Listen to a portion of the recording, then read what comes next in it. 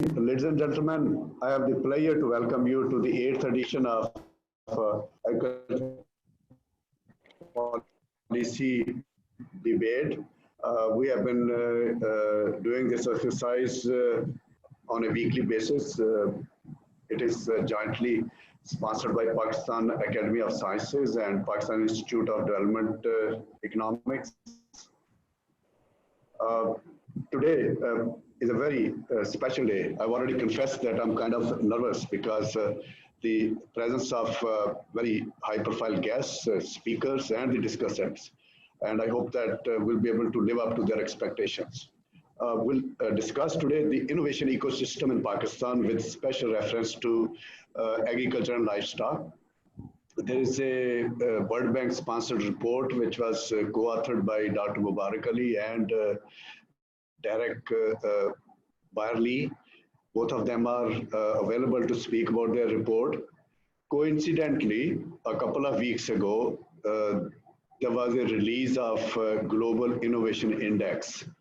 Pakistan has slipped few places from the last year's position in the Global Innovation Index, which is worrisome. I have the pleasure to introduce our chief guest of the day, General Khalid Maqbool Saab. Those of you who are younger in the audience, they may not be aware, but we are aware of contribution of General Saab that he made in terms of improving the higher education landscape in the province of Punjab. He served with extreme dedication to the people of Punjab, but with special reference to universities. He had a complete knowledge of what was going on in the university. He took full interest in the universities, and because of his involvement, there was tremendous improvement in the higher education landscape in the Punjab province. And I'm extremely honored that he accepted the invitation to be with us this evening. We also have with us former chairman, Dr. Mukhtar Ahmed, Higher Education Commission. He has served in different capacities, the higher education sector as member planning, as executive director of higher education. And he has also served at ICESCO Rabat, which is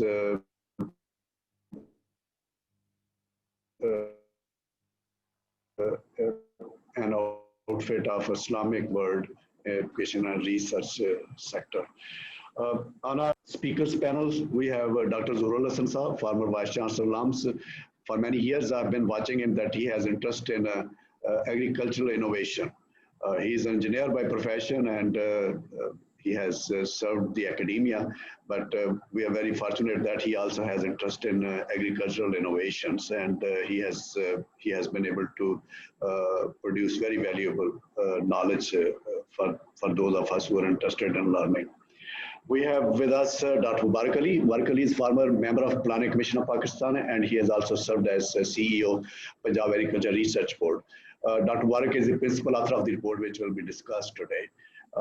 With Mubarak, we have his co-author, Dr. Derek Byerly. He is a professor at Georgetown University, Washington, D.C. We have with us Dr. Khalid Mahmood, who is innovation lead at Rothamsted in United Kingdom. And our young economist, Dr. Asif Kamran, who currently works for Atomic Energy Commission as agriculture economist. He has also worked with the university as policy chair at the Center for Advanced Studies in Agriculture and Food Security. In our discussants, we have Dr. Kausar Malik. I'm very grateful to Malik Saab. Whenever we request him, he takes out time and sit and listen to us. We have with us from LUMS, Dr. Farah Arif, and then Vice Chancellors, Dr. Dost Mohammad Baloch, Dr. Kamar Zaman, Dr. Asif Ali, and Dr. Sajjad Khan. I'm not sure if Kamar will be able to join because he is on some assignment today, but rest of the discussants are on board. With this quick introduction, we are short of time today because of a long list of speakers and discussants. So I would like to ask these speakers to stick to the timeline. We have decided that Asif Kamran and Dr. Khalid Mahmood will each spend 7 minutes.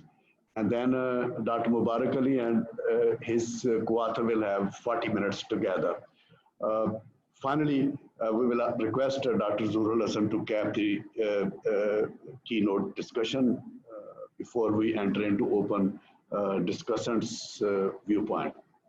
So Asif, I will request you to introduce this subject with an analysis of what has global innovation index stated about Pakistan.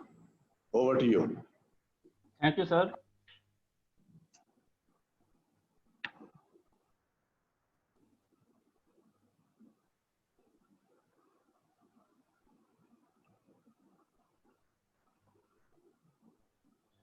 Can you share the screen?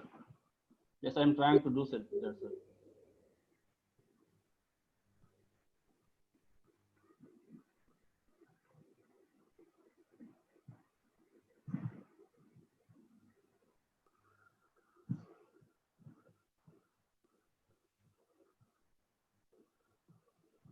Is it visible, sir?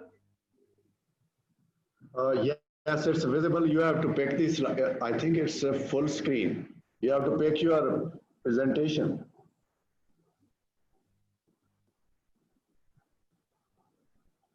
See, your full computer screen is there.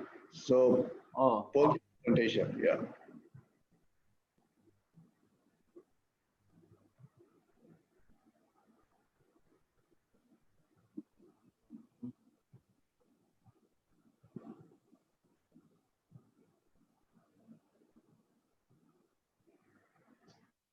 I sent it. I sent it to Nihal. There is some problem with my system. I am unable to locate files. Okay, it's there. Please go ahead. It is on the screen now. You can see now. Okay. Thank you very much, sir. So, as Dr. mentioned, that Global Innovation Index was launched this year in September, a couple of weeks ago, by INSEAD, Cornell University, and WIPO. GII claims that its Global Innovation Index is competitive to other available index in the world, and is even better because it uses innovative methodology and definition, which says that innovation is something which is significantly better than its previous version and is available to potential users, whether it is a product or it is a process. So GII has a detailed framework which has two basic indices. One is input subindex and other is output subindex. Input subindex has 5 pillars, including institutions, human capital, infrastructure, market sophistication, and business sophistication, while the output subindex has only 2 pillars, which are knowledge and technology output and creative outputs. Despite different in number of pillars or the size of the two indices, the overall index has equal weightage for both of them, and each pillar has previous slide. Each pillar has 3 sub-pillars, and overall there are 80 indicators, and the current report 2020 covers 131 countries, which comprise more than 93% population and 97.4% global GDP. Next. Besides this, it has elaborate statistical coherent methodology. This year, if you look at the report, this year, the top 10 countries all are from high income countries in the ranking. But we can see that in the last 4 years, the graph on the left side, that they have been switching. Some countries have been replacing different places. This is first time in the last 13 years that Global Innovation Index has 2 Asian economies in its top 10 countries, which is Singapore and Korea. Korea was added this year. So geography is now continuously shifting to Asia. Korea has become second country, and 4 other countries which outperformed most significantly in the decade are also from Asia, which include China, which is on 14th number, Vietnam, India, and Philippines. So the report also gives that what are the rank of countries in different regions as well as across the economic groups. Among the low income group, Nepal has made its position at the 3rd place, and among the lower middle income group, India has joined on 3rd place along with Vietnam and Ukraine, and across upper income group, China and Malaysia and Bulgaria are there. So you can see that it is always shifting at its dynamic ranking. Next slide, please. China is one of the exception because it is the only middle income countries which is in the top 30. It is on 14th for the consecutive second year. There is a positive correlation between global innovation index and the level of economic development. But this is not fixed, as the 2020 report says that 25 countries outperformed relative to their economic standing. Unfortunately, Pakistan could not outperform, but it is below expectation. Pakistan performance is below expectation, while India has performing above expectation from level of economic development, and China has done very well and is regarded as global innovation leader and the size of the bubble shows the population size. Next slide. Okay, when we look at Pakistan, unfortunately, we don't have very good rosy picture. Pakistan, since the inception in 2007 of the GIA index, it has been shown very poor performance. It is only 2007 and 2008 when it was among top 100 countries at 73 and 87 point place. But afterward, it has always been after the 100 mark. If we look at South Asian economies, here also Pakistan's position is not very good. This year only 5 economies were added because of data constraints, and Pakistan is only better than Bangladesh. But one thing that despite of poor performance, we see that there are two pillars where Pakistan performed relatively well among its income group or in its own other indicators. One is business sophistication, and the best thing it has done is knowledge and technical outputs. So if we look at the knowledge and technical outputs and the indicators where it has performed well, next slide, sir, please. So in among 80 indicators which were used to do ranking, only 11 indicators are such where Pakistan has performed either better or at par with its expectation in the income group. Among these 11 indicators out of 80, 6 indicators directly linked to academia, like US university ranking, average score top 3, scientific and technical articles, citable documents, H index, university industry research collaboration. This is a survey question which has been taken from World Economic Forum. So there might be some debate about its inclusion as a strong for Pakistan. And ICT services export, percent of total trade, and 6 is mobile apps. So these 6 out of 11 where Pakistan has performed relatively better, as you can see on the slide in the left side, it has been shown with dark circles and diamond shapes.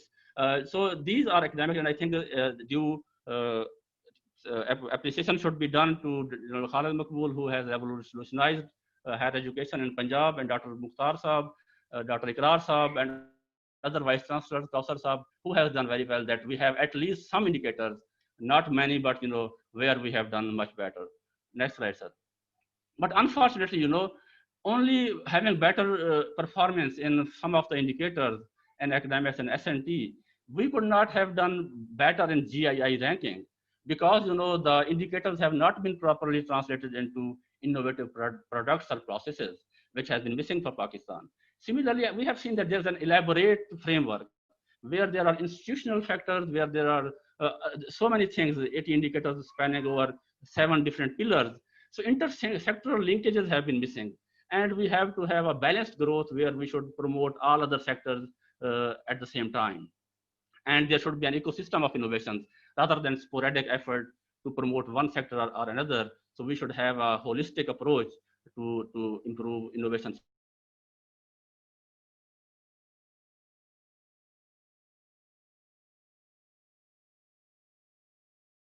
So the science and technology clusters are missing. We have very good universities, they are in the QS ranking, but we found that the clusters approach is missing. So the GII 2020 report have shown that how some economies have performed better than others. So S&T cluster was one of their variable that how much publishing and patenting has done. So the top 5 clusters, Tokyo, Yokohama, that is University of Tokyo, around University of Tokyo, Shenzhen, Hong Kong, Guangzhou, that is again near the University of Sun, And the Seoul cluster, SNT cluster is Seoul National University. Beijing cluster is fourth biggest cluster, and it is Chinese Academy of Science. It is around that. And San Jose, San Francisco, the Silicon Valley, it is University of California. So, this thing, this cluster, we are nowhere in the top 100 clusters. If you look, then USA contribute 25 out of 100 clusters. China has 17, followed by Germany and Japan, which has 10 and 5 clusters respectively. And now, these are some of the middle income countries which also have share in 100 clusters, one or more than one cluster. They include Brazil, China, India, Iran, Turkey, and Russian Federation. So I think this is one of the places where we have our university and our system is missing. Next slide, sir. So the theme of this year's GII index report was financing innovation. Financing is one of the biggest issues. That innovation, they are sometimes risky, and venture capital penetration has been one of the major source of innovation. If you look at across the different income group, that how much venture capital to GDP ratio has been, then Pakistan is lowest not only in its own income group, but globally it has the lowest figure I have shown in pop-up screen. India is among the top 8 countries which have done very well in terms of venture capital penetration, and China is, another example. In the report, there is in the case for India. India does not have very good R&D to GDP ratio, R&D spending overall. But one positive thing is that India has a decent share of industry investment with the public investment, and it is in the tune of nearly 40% in different years. So this is also one area where we have not done anything probably. Next slide, sir.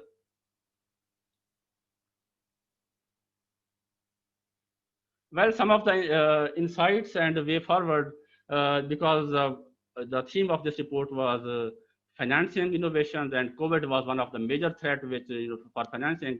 So in the COVID pandemic paradigm, funding to innovation venture is drying up. This is one of the big threats globally, and more so for the developing economies. And government, it is recommended the government should offset any reduction in private investment through public investment to sustain innovations. But sometimes well-intentioned efforts fail, and evidence shows that there are chances can be improved if a matching fund system can be promoted in the developing economies, and then an autonomous body is erected, so that there is no chance of political changes. After the government change, then the investment changes. So in order to cope that, there should be an autonomous body financing innovation. Well, like every crisis brings opportunities and through creative disruptions and new opportunities. One of that is today you and we all are in this webinar due to this pandemic, and I hope that we will be doing better in the future. Thank you. Thank you, Asif. Thank you, Asif. Very good presentation. Ji, Khalid Mahmood from Rothamsted, England. Khalid Mahmood.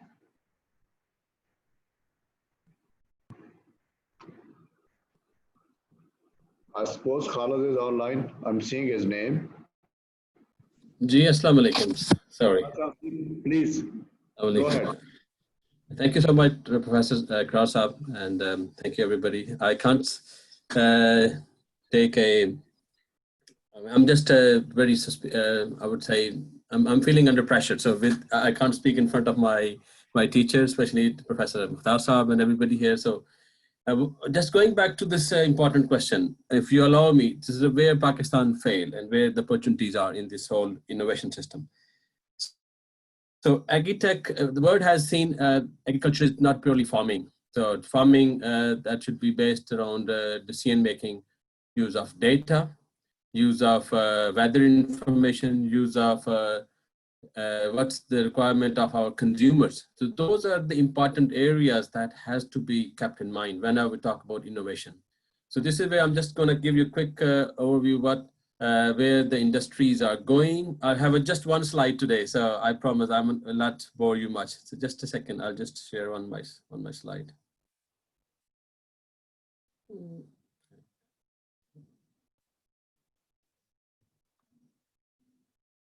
Having a bit of issue, sorry about that.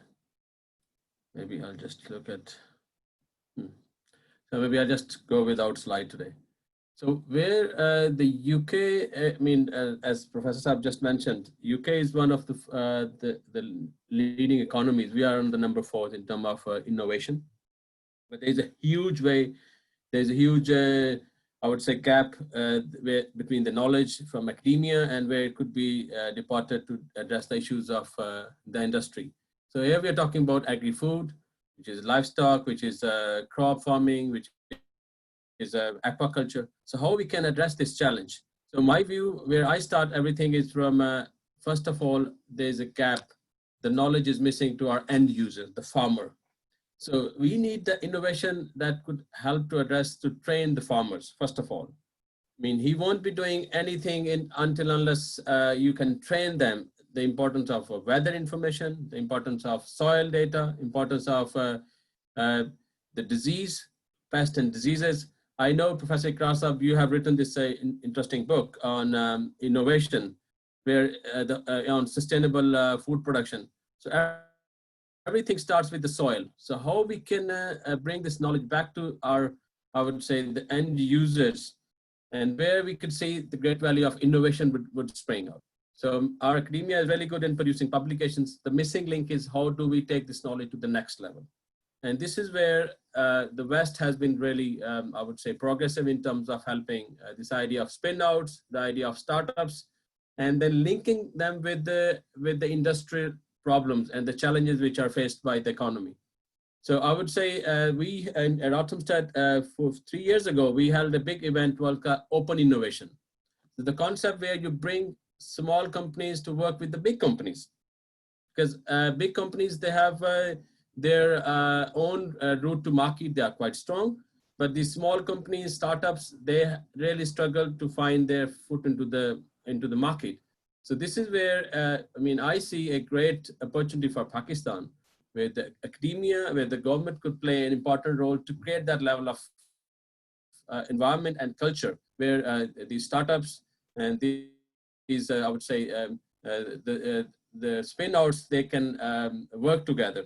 Just to give you an example of in Pakistan, the farmers are using fertilizers, and it's based on their observation. So my crop needs fertilizer. Okay, let's do it.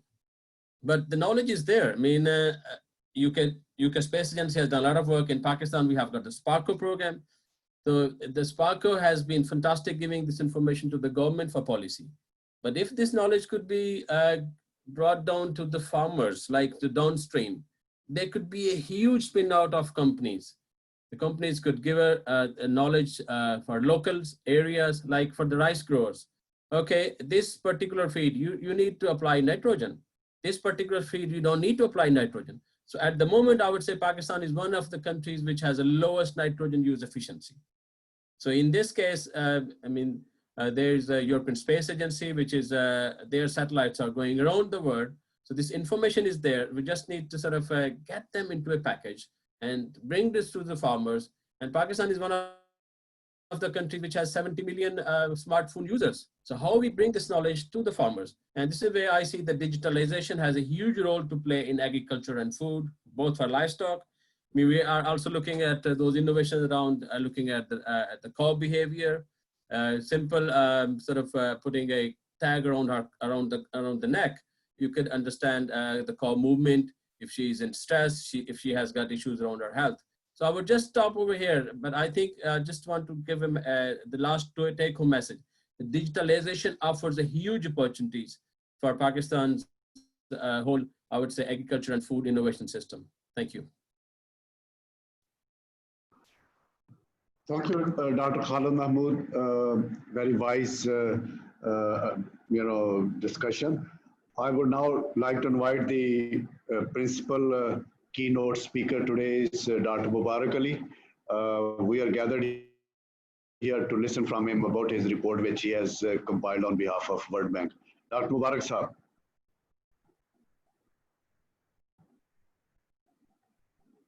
Huh? Unmute. Please unmute yourself.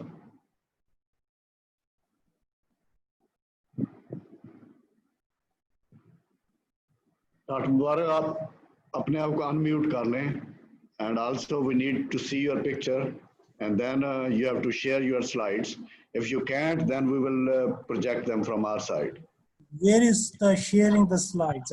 Can I see that? There's a green Yeah. icon at the bottom. Yeah, I can see that.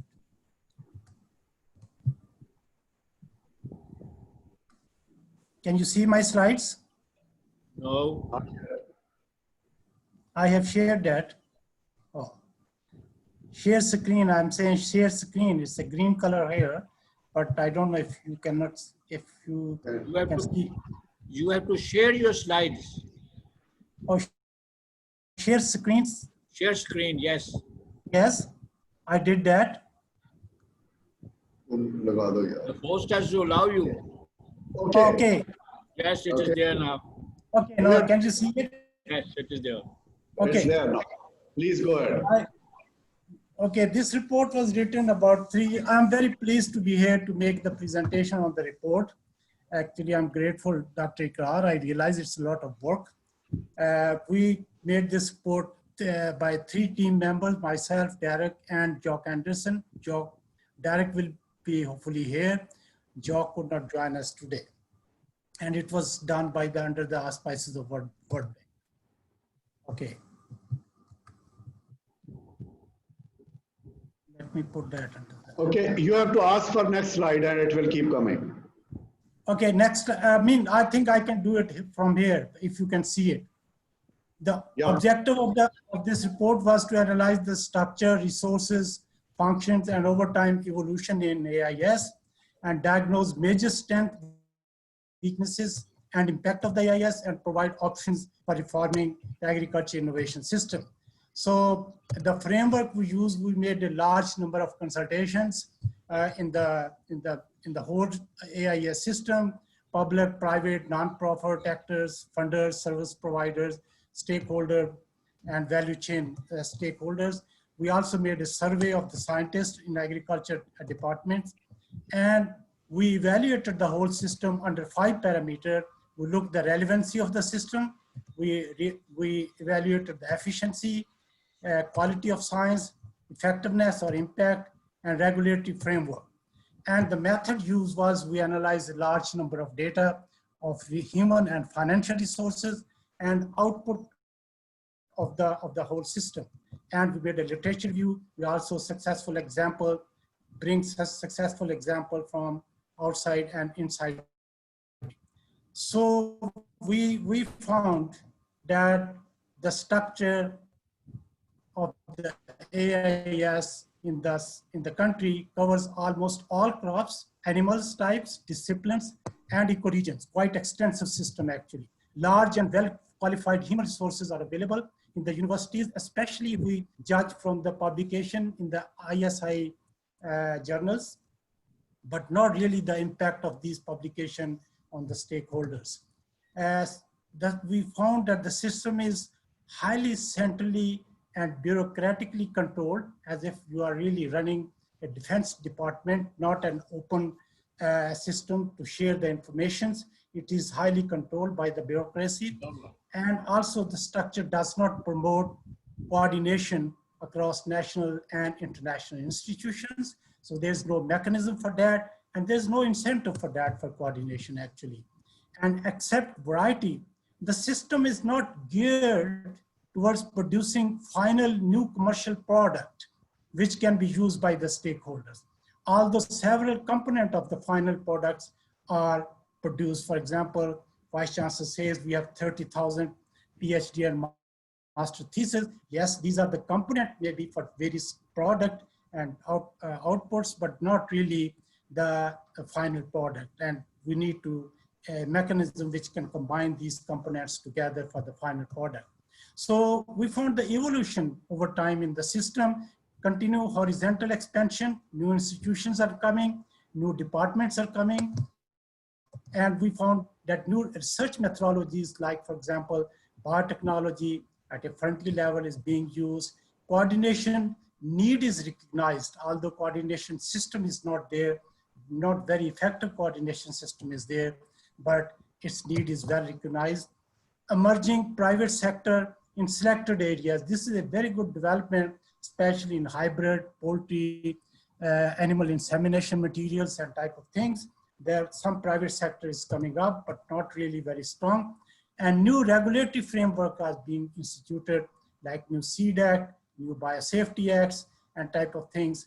And these are recent phenomena that these new acts are being instituted. But we found that evolution is not happening for movement from production to research, from production to the value chain research. And capacity building of scientists is almost stagnant. We found the quality of the capacity building, and there's not really much innovation in building and improving the quality of the capacity building or training in the system. We found, wait a minute. Okay, we found that the structure actually in the extension, there's a large, the access is up to union council level or even village level in animal extension. Adaptive research mechanism is there, both agriculture and livestock. Adaptive research farms are present, but not very effective. And structure promotes basic production practices. And there is a mismatch actually. The research system is not much working on the production practices, but the extension is promoting production practices.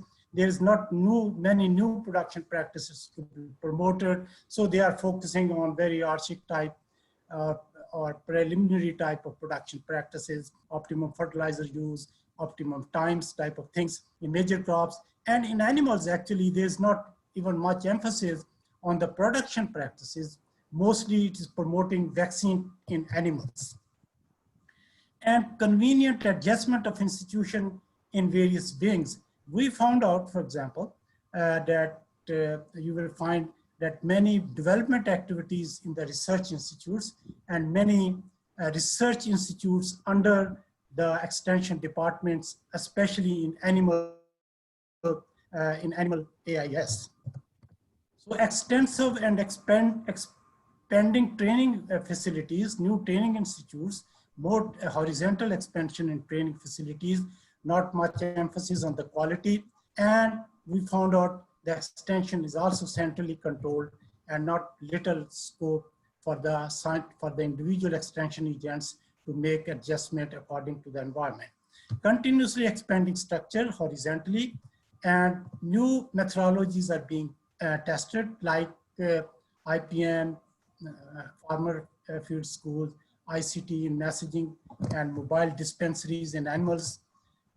And also, we found recently that data is available on soil and environment at the village level. So in deciding the optimum input level, the soil and environment factor are being incorporated, recently start being incorporated, and the extension system is setting farmers group both in agriculture and in livestock.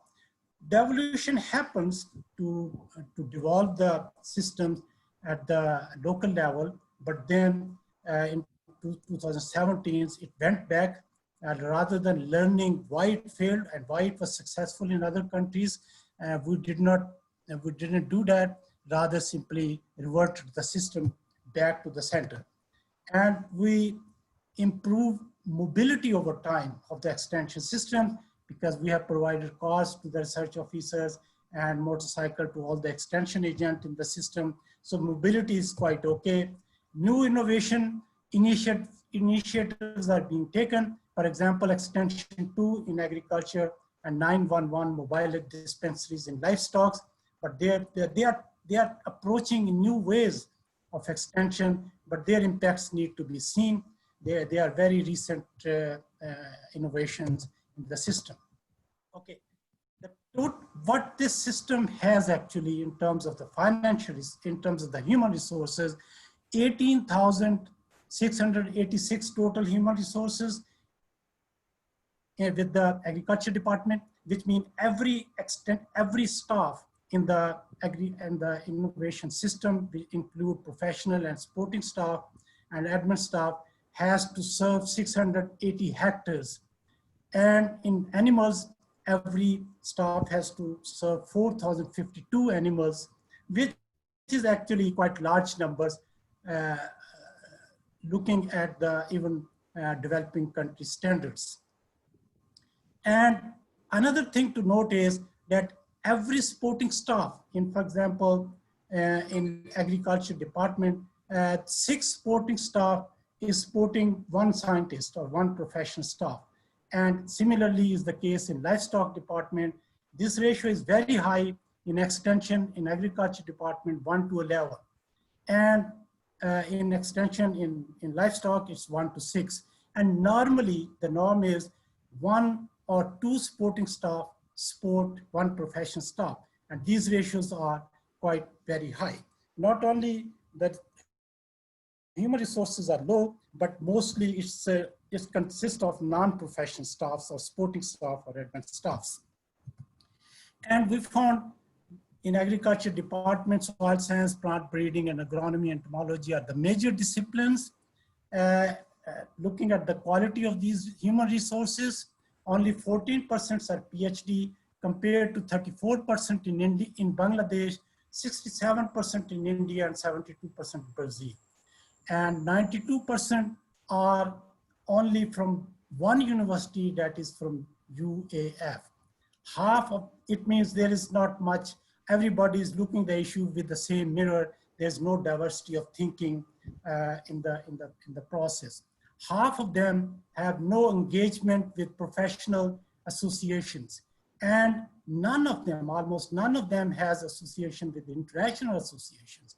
Most of the foreign qualified, they retired within the next 5 years. So then the system is basically confined to the local human resources.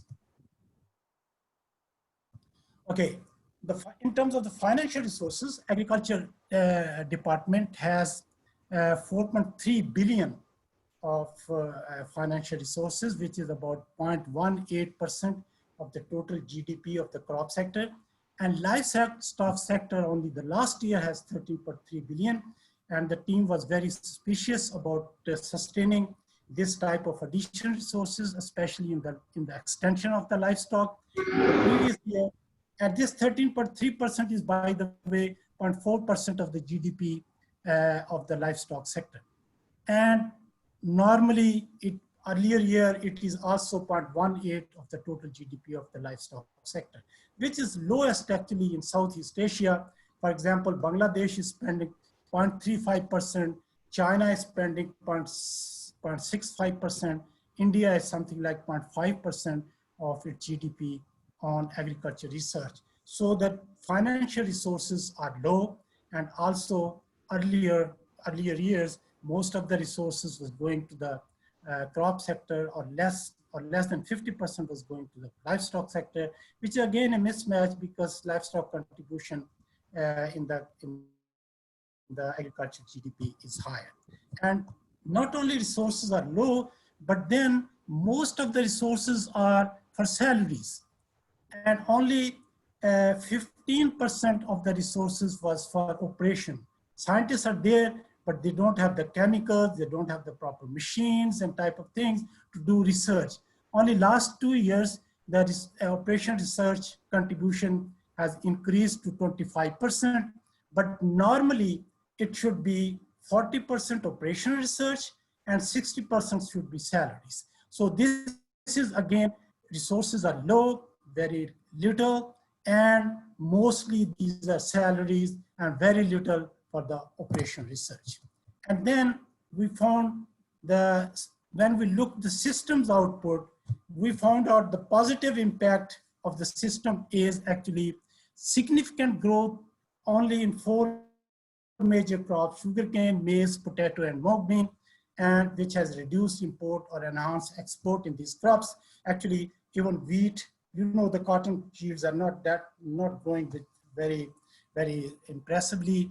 Wheat yields are increasing only with 1.4% per annum, which is much less than the population growth, which means more area will be needed to feed the increasing population. And then we have the fast growth in poultry, which has reduced its relative prices. This is really a significant achievement of the AIS, irrespective of who did that, private sector or public sector, but then as a whole, this is really an achievement. And then we have reduced variability in major crops. This contribution of the system is normally ignored.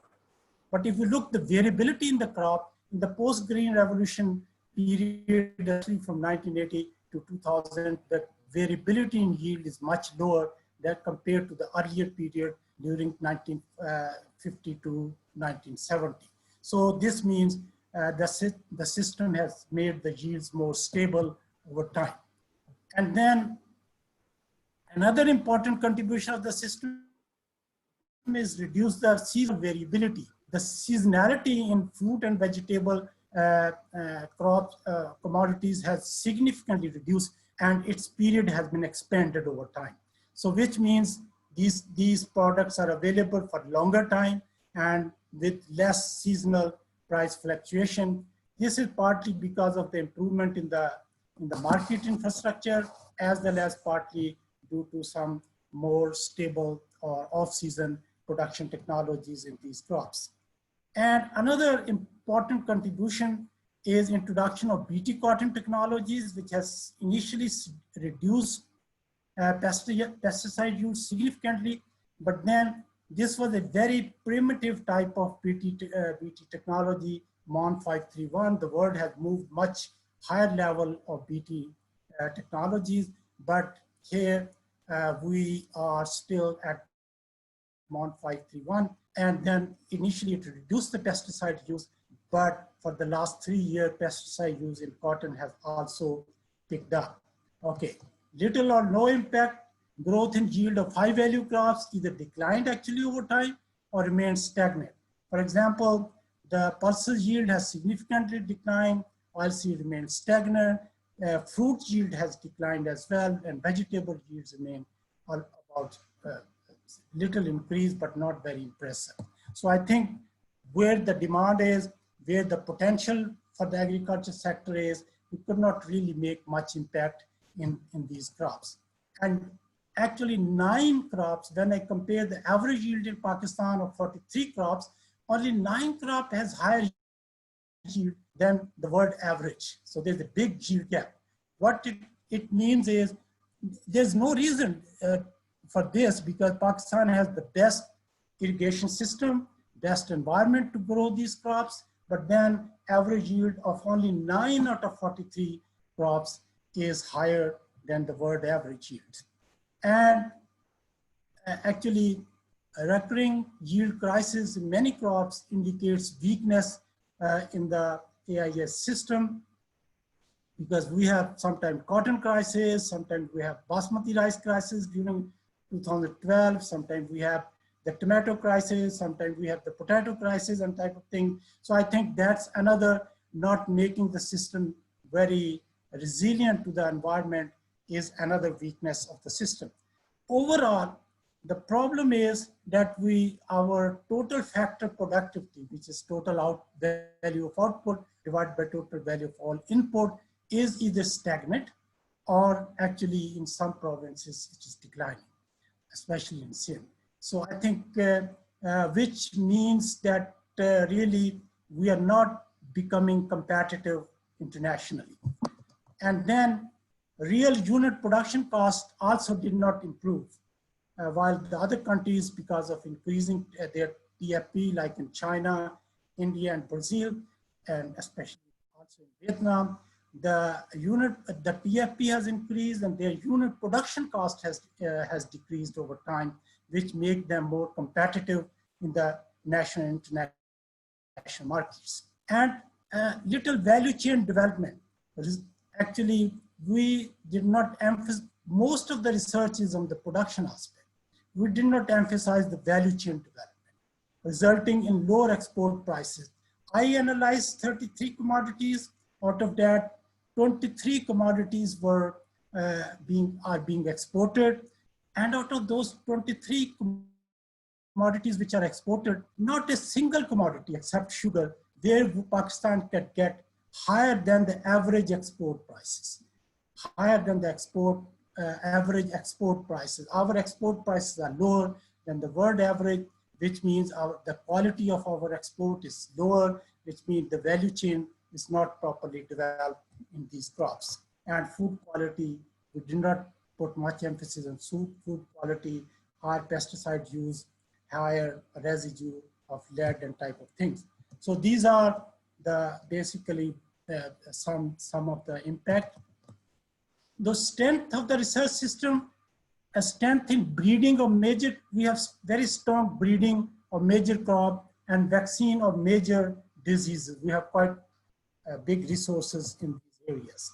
Building state-of-the-art database, such as in soil, especially, we haven't seen the type of data available even at village level, which quantify the resource quality, especially soil nutrients and water quality at the village level, which is very useful data to adjust input use according to the local resource quality.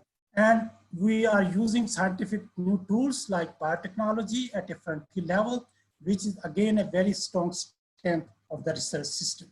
And then limited success in introducing new varieties, especially in wheat. We are quite successful introducing new varieties and in some other crops, and recently in sugarcane as well. It's happening. And also new crops, like we are introducing olive recently in our northern areas, and management practices, optimum use of seed and fertilizer rates in wheat and some other crops. This is also a major contribution and strength of the system, that we are able to avoid major disease output in crops like rust in wheat and foot and mouth disease in livestock. So these are the strength of the systems. And then in extension, we have the large messaging delivering system reaching to the union council level or even village level in livestock. This is a very strong point of the extension system, that we have infrastructure to reach to the farmers at local and village level. And farmers, and this is very, actually many studies have shown this, that farmers trust on public extension more than on the private sector, because they think private sector are simply promoting their own product and does not provide them unbiased information. And several new big data set, like for example, mineral, soil, water mapping at the village level, and livestock number and health condition recently through the programs of livestock department 911. And this is a quite useful data if one can put that in the policy planning. And we have increased the use of ICT messaging in crops, monitoring through Android in livestock and type of things. And also the private sector extension is also coming recently, although not very strongly, especially in promoting the insemination materials and in poultry, especially. Too early to see the impact of extension 2, which is recent programs of the departments, and 911 in animal diseases. So diagnosis using the matrix framework, then we analyze the whole system using 5 points, which is, one is the efficiency. So we found because efficiency is low of the extension system, because poor coordination between extension, research, and education, and no collaboration with other extensionists in the same area, like NRSP, private sector extension, NGOs in the same area, and there's no actually provisions to coordinate with other extensionists present in the area. Decision making is at the top level, which reduces the efficiency, and the access is only, the studies have shown the access is only 14 to 16%, and the system can reach to the farmers in agriculture, and there's no reach to the value chain stakeholders. So the efficiency is actually low. In terms of quality, we found out the low professional and technical competency. Many studies have shown that the extension agents, their technical competency is not very high. Primitive methods of communication being used in the communication. In incentive actually the promotion system is based on seniority, not really on outcome based. And it is normally ACR, which means just keep the boss happy without bothering much on the outcomes. And in terms of the relevance, we found it's basically the system is supply driven, not much actually incorporations of the what farmers or the value chain agents needs from the extension agents. Mainly focus on large crops and value chain issues are ignored. So that's why the system is not very much relevant to the modern needs of the agriculture production system, which is high value crops, value chain development, and market development.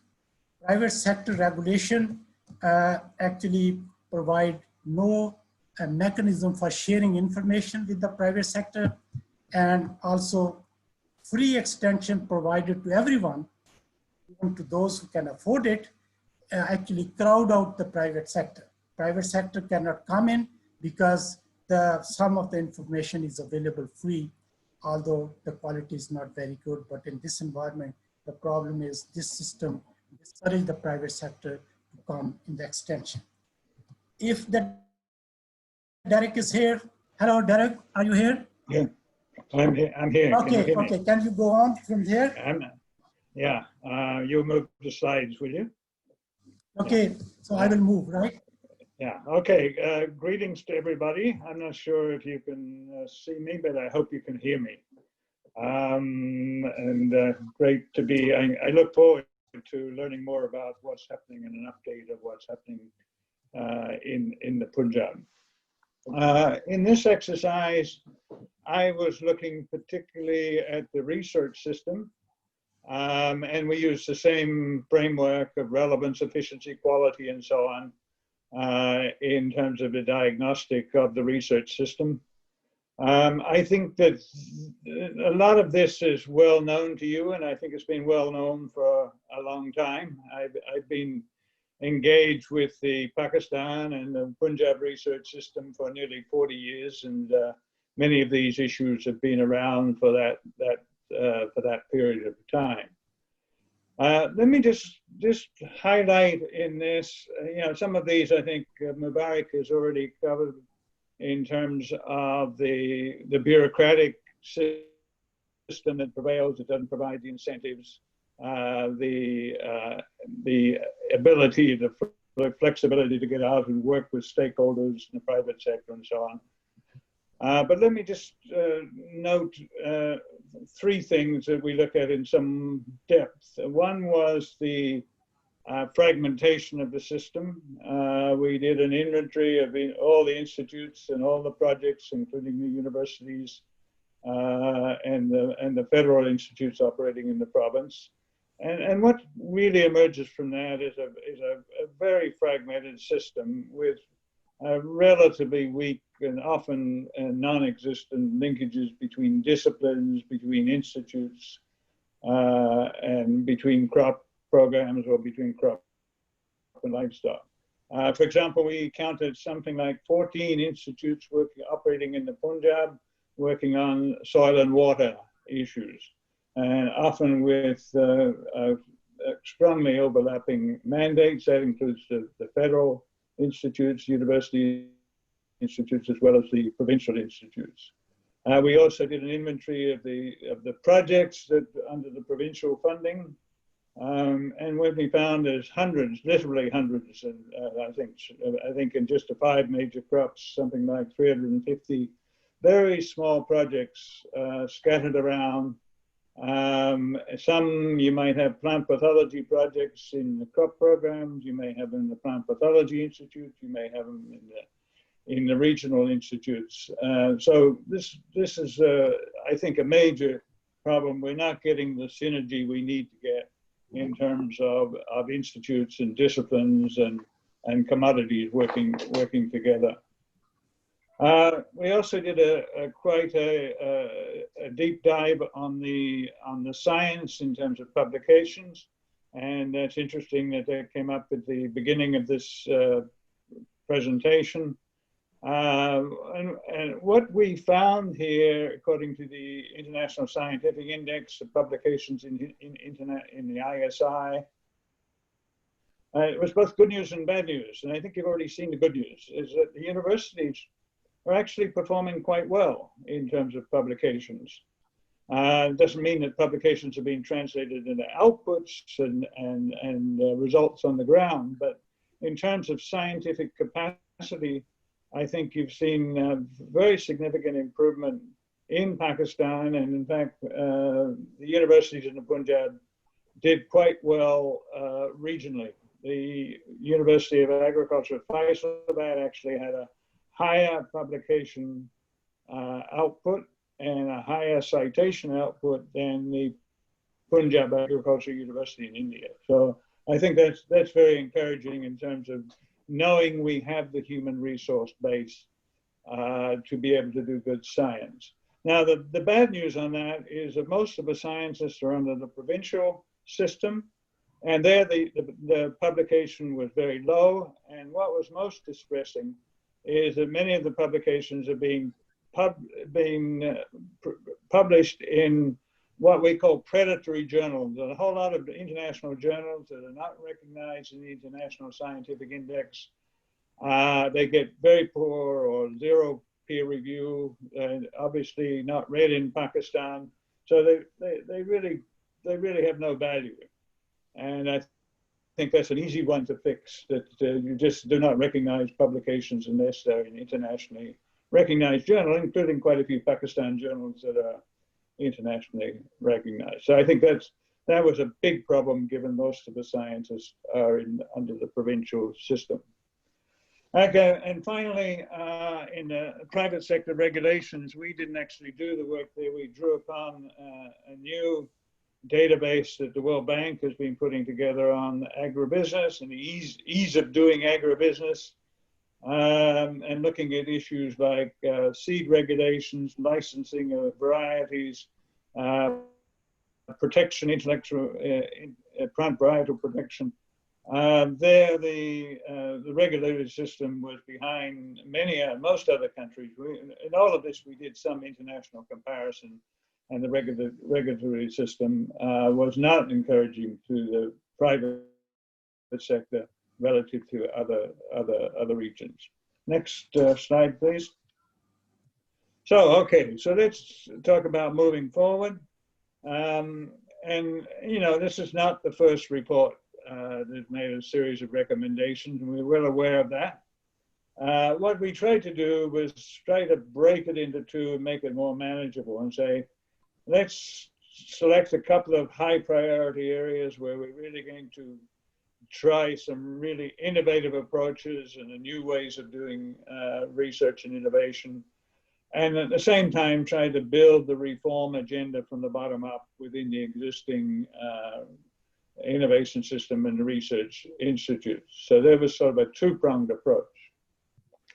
And in doing that, next slide, please, we used a series of principles. These are fairly standard principles in terms of looking at research systems, in terms of the engagement, not just of the research institutes, but the universities, the private sector, and so on, and a pluralistic system, the engagement of the key stakeholders, not only engagement, empowerment. Many of the research systems, the most effective research systems, you have key stakeholders really driving the agenda. A series of principles about performance, results orientation in the system and incentives, and then finally in terms of career structures and keeping up to date with science. Next slide, please. So the first major priority was to really revamp the Punjab Agricultural Research Board and maybe even change the name. This would be really going back to what we were talking about earlier, a completely autonomous organization under non-governmental or private company law, that would have the flexibility to go out and hire a CEO, internationally competitive staff. It wouldn't necessarily have a lot of the technical expertise, but it would have staff flexibility in terms of the facilitation roles, business development, and so on. So it would hire staff on a competitive market basis. This would be the basic apex body for research. It would handle the funding going into research, try to facilitate integration, strategy development in terms of new areas of research, and really try to bring the system together. At the same time, we suggested setting up an agricultural innovation fund that would be competitive, and this wouldn't be just competitive for science. It would really emphasize taking science to the farmer and to the value chain more generally. So it would be about innovation along the value chain, and would engage, that fund would engage the private sector. So a lot of that would either be private sector or public-private sector partnerships. Next slide. And then at the same time, we said, let's also pilot a new style of research institute. This would be a greenfield project starting from scratch. Same principles as the revamped PAB. It would hire new staff, competitive market rates. It would have technical expertise, obviously, in areas like diseases in insects, but maybe not in breeding. We suggested this institute start with horticulture because that's the big growth area. And of course, in terms of international market opportunities, this is a big opportunity for Punjab. It would obviously have skills in value chains, business development, social facilitation, social mobilization, market development. Clearly would have to be strong partnership with the private sector, and we would see this institute, if it's really working, could engage private sector funding to be sustainable over the long run. And then thirdly, next slide please, is an area related to capacity building, a state-of-the-art training institute. And I guess I was looking at this, Mubarak, in light of what we see now in terms of the COVID way of doing business. This we should revisit in terms of the opportunity. For example, the training institute could link into an international agribusiness program somewhere in the US or elsewhere to provide a lot of the state-of-the-art training in some of these fields where we know we're weak in terms of value chain development. So this is something that actually in the COVID pandemic age, where we could have another look at this in terms of ways to doing this more virtually.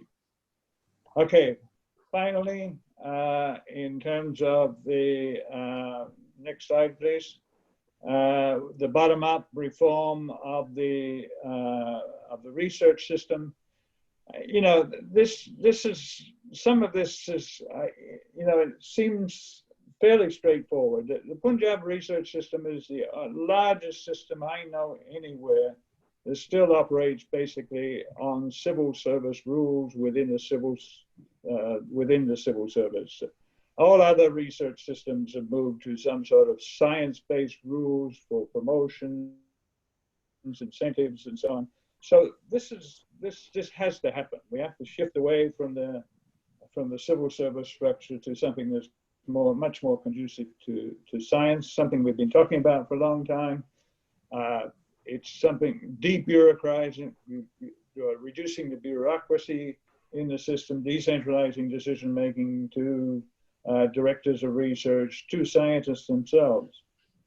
A couple of things there, we just to put a bit more emphasis on is one is on the need for consolidation of research into projects and programs. Stop bringing projects into decent sized projects that bring disciplines and institutes and so on together to work on a common problem. And then eventually maybe in terms of programs, some of them may be commodity programs, some of them may be programs built around, say, rice, wheat, livestock systems. But that's clearly a priority in terms of consolidating what we're doing. And finally, in commodity boards. So we spend quite a lot of time on that in terms of empowering commodity boards, that they really do control the funds, and they would even raise funds through levies on output. This is working quite well in a number of countries, including quite a few middle-income countries in Latin America. But commodity boards can make decisions about research priorities, allocate the funds, and then evaluate the research. I think that's a lot of good opportunity for both making the research more demand-driven, but also providing the necessary resources. So over back to you, Mubarak. Thank you. Thank you. I think I would like to emphasize on the training aspect also. We found that training is a capacity building of the researcher is a major issue, but capacity building in Pakistan is considered as a luxury. It's not really considered as future investment. So mostly when you apply for training courses abroad, it's turned down, even though resources are not coming from the departments, because they think the scientists are going just for leisure trips. So I thought we need to develop a capacity building strategy properly and saying this is actually needed. It's a future investment on human resources and must be, most of the time you will find ban on the foreign travel of the scientists. Although initially it was for the bureaucrats, but that was extended to the scientists also. So they cannot travel abroad even to participate in the workshops and type of thing. So I thought this need to be really, and one reason of that is that there is actually the existing training system does not really highlight their impact. And we did not find any mechanism to evaluate any training program. Everybody is doing training, but there is no impact evaluation system, and there is no mechanism to update the modules of the training. And because the bureaucrats are not convinced that training is contributing anything, so they really don't consider it very important. So that's why it's really not considered very important. So I think we believe, the team believe, that training is very, very important priority areas where we need to focus. Okay, I'll go to the extension systems to reform the extension. In that, we need to scaling up through modern technology. We don't have to send everywhere the human resource, people to the farmers, but then ICT, movies, dramas, and type of thing can be used to motivate the farmers. Bring extension to the grassroots level and demand oriented, and it can be done through devolution, and this devolution should be put under the producers or processor organization, not under the political system as it was done before. And main reason of its failure was because the system was put under the politician. They use for their own purposes. I think the devolution should be done in a way that it is controlled by the producer and processors organizations, although administrative control may still there, but the activity they want to achieve, the output they wanted to achieve, it must be decided by these organizations. And moving towards specialized extension. The current system assumes that extension agent should know everything for every crop, right? That's not the modern way of doing extension. We define a particular area where we want to make improvement, like for example, harvesting of mangoes, like for example, mechanized planting of rice, and there we develop the proper modules, and then we actually implement those specialized extension through the private sector. So there's a need to bring the private sector extension together with the public sector. But then not every private company can provide the extension. We need to set up the accreditation systems to screen the good companies versus eligible versus non-eligible companies. So this need to be put that system in place.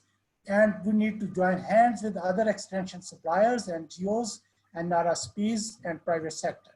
And we need to improve the incentive structures here also in extension. It is also very much, it's very actually the lowest in the system compared to the research or university professor.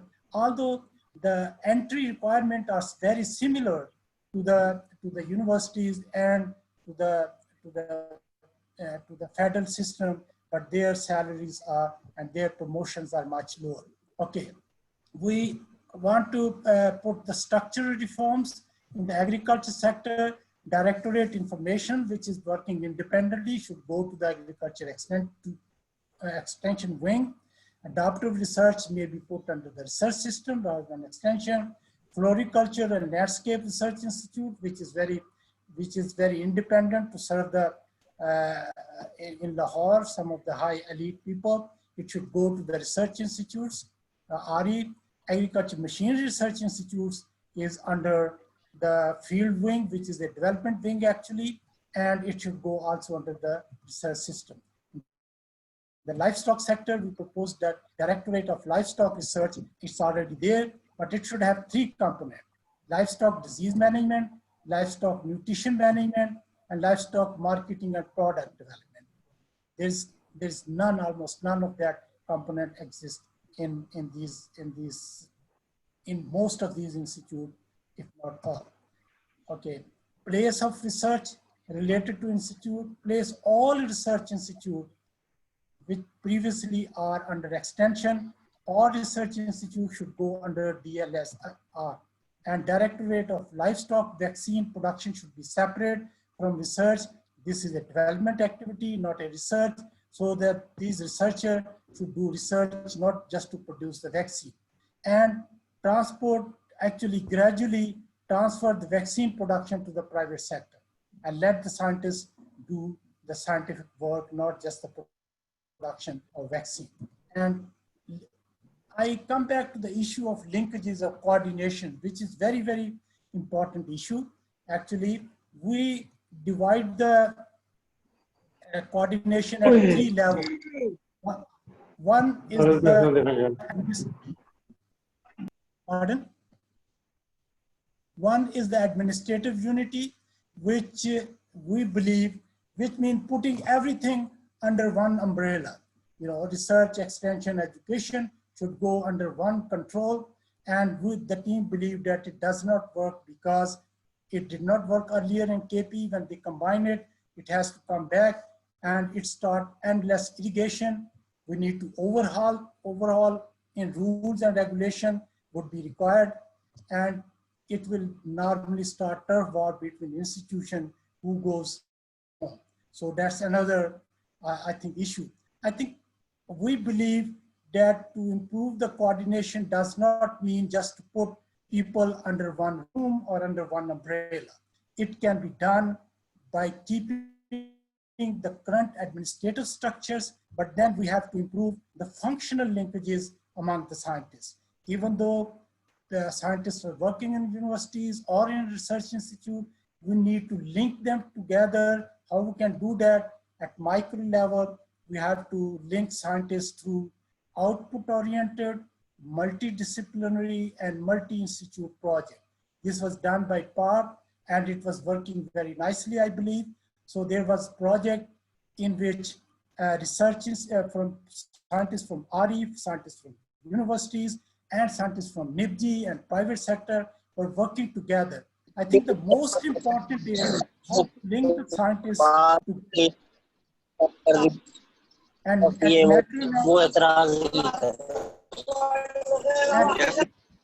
at macro level, and strength community. I think we can ask the question later, but let me finish. Expand and strengthen commodity management group. there are, in major crops, there are, agriculture department has established the commodity management groups, which includes all stakeholders. I think there are, earlier there was regular meeting of commodity management groups. It was headed by the agriculture minister, but I think we need to expand and strengthen the function of the commodity management group where all stakeholders can come together and decide the issues and the solution of the particular commodities. Set up technical advisory committee in part to help out in prioritizing research issues. And I think because major function is to provide directions and prioritize the research issues.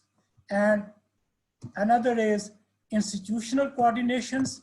We need to improve the coordination between different institutes. For that, we are suggesting that RE be declared as postgraduate campus for UAS. Scientists of Research Institute be declared as adjunct faculty of different universities, and laboratories of research institute and universities can be used by each other, of course, on cost sharing basis. And then our conclusion is that large AIS system with many strength and human resources and infrastructure exists, but then this system is working due to deficiencies in relevance, efficiency, science, quality, incentives, and effectiveness, and regulatory framework. Due to deficiency in these areas, the growth in yield in most crops and total factor productivity of the sector has stagnated, and then billions of dollars lost to stakeholders due to this stagnation in terms of low income, and the competitiveness in the national and international market has deteriorated, resulting low exports and high import of agriculture commodities. And we must realize that strong and dynamic AIS is key to realize the agriculture potential. Pakistan agriculture has a lot of potential which cannot be realized until and unless we have the dynamic and strong AIS. AIS should be the key for the agriculture potential. And there is urgency to reform the AIS to meet developing demands, to meet evolving demands of the sector, and put an operational plan to implement the recommendations. We always do recommend, actually, when we started this project, we were ensured that after completing this project, there will be an implementation plan, which I believe, although I may be wrong, because I'm not very much aware what's going on in the department later on, there need to be put an operational plan or to put the recommendation on. Thank you very much. This is all we want to say. Thank you, Dr. Mubarak and Dr. Bailey. Our final speaker of the day this evening is Dr. Zuhrul Hasan. I'm sorry we are a little late, but we would definitely like to hear from all our panelists also. So, Dr. Zuhrul Sahab. Thank you, Dr. Graf. I'll not take too much time. I think it was a very comprehensive presentation. Everybody can hear me? I just want to be sure. Yes, sir. You are audible. Please go ahead. Yes. I went through the report and also had the opportunity to hear a very detailed description. And I'll be a little blunt with due apologies to everyone. I think I come from outside the discipline, so I think I can take some liberties which maybe people within the discipline cannot take. And I'll give you maybe a 30-second introduction of why I am interested. I'm basically a technology person. I've been looking at innovation generally and its impact and how things happen and how things do not happen. So I look at innovation in a very simple way, but I think it is a very comprehensive way in some ways. Innovation is basically you develop something and then there's a market which utilizes that to create some value. And then there are processes in place to make sure that everybody who's involved in this process gets to capture some of that value. Now, the focus here is on agriculture. I think the focus has to be on agri-business, because we end, and I think this has also been mentioned in the report, we end with the cultivation or with the farmer. Although that's in many ways the beginning. So you have to go all the way to the end usage, because that's where the real value is created. I've done some work on potato, and I'll just give you an example. If you are to look at the way we cultivate potato, the way we have been able to produce sort of potato, but the farmer who's producing potato, for example, has no clue as to where it is used in most cases. And they do not know which variety to cultivate, which quality practices to follow, so that they could get a better value. So that same potato which is being produced can end up, say, in a roadside French fries stall where you get a certain value, but a better quality potato can end up in a five-star hotel French fries, which will probably attract several times more value. Or it may end up in a Lay's product where the per unit value of that potato is much more. But the farmer generally doesn't have much idea. And there are many reasons why that's the case. Because our focus primarily has been on seeing how we can produce more, or maybe how we can avoid disease, and how we can come up with new breeds, or how we can sort of improve the cultivation, which is great. But wherever we have been able to get significant sustainable progress, it has only been in those cases where there's a clear market identified and we have those market linkages. And that requires us to look at the whole value chain, which starts from the basic inputs, goes all the way to the end usage. And if I look at our agriculture universities, they have effectively no clue about the market. Their focus is very narrowly. In many cases, the research institutions are extremely narrowly focused. There are a lot of duplication, as has been pointed out. There are fiefdoms in their own right. So people do things so that they can get promoted. A lot of money gets wasted. So I think this report has a lot of ideas, but in some ways it misses the real point. I would have liked to see 4 or 5 bullets at the end in terms of what needs to be done. Who's going to do all this is a major question. Who's going to bell the cat? There are so many departments responsible and government organizations responsible for doing different things. So one idea which I know researchers have probably seen other places is to have a body which worries about agribusiness overall. We could have at the province level or the federal level something which we can call Agribusiness Development Board that then directs the allocation of resources, setting the agenda, providing incentive to the private sector, ensuring that the educational sector does its job, and so on. Currently, there is no such coordination body, as far as I understand. So everybody is doing their own thing. And the interesting thing here is that here, even the recommendations are talked about, research recommendations, extension recommendations on different areas. And that again has, in some ways, limited itself to the original structure. So we have to break out of that structure in order to make progress. So that's number one. So we need to know how this whole thing is going to get coordinated. How are we going to realign the incentive system so that we focus on productivity? So we have produced a lot of publications. We have gotten better on the index, but as has been mentioned very well in the report, in many cases, it is not what is actually needed. So it helps people get promoted, but to what extent is it actually helping our industry or helping the country? Nobody is actually bothered about it. And that's where I think where we are focused on just pushing for research without a clear idea in terms of the impact has actually caused problems. And it will take some effort to actually reverse that whole idea. So my bottom line, I will not take more than a minute, is we need to start talking about agribusiness rather than agriculture. That means looking at the value chain end to end. Have a body or some institution that worries about this whole value chain. Changing the structure, maybe getting rid of many of these institutions and coming up with some consolidated institutions. Both of these institutions are systems that built around individuals and built around certain narrow disciplines. We need those, but I think we need to understand where they should be located. There's a lot of excess. If I look at the per capita allocation of people to different areas, I think we probably have the highest, but if I look at the actual impact, we probably have the lowest. And unfortunately, the same thing is now beginning to happen in the general academic institutions. So we need to go back to those basics. And that requires maybe putting together a 3-page or a 2-pager. There's great work done here, but we need to come to the essence of the issue rather than talking about small things. And I think there are a lot of those ideas that different people can use in their own institutions. But the bigger picture is, what do we do? And of course, then there are some cultural things that we can talk about. Why are we not pushed to do new things? Why are we content? And I think there are enough ways of making easy money in the private sector so that their inclination to support long-term initiatives is limited. And that's where government policy has to come in. Venture funding was talked about earlier on.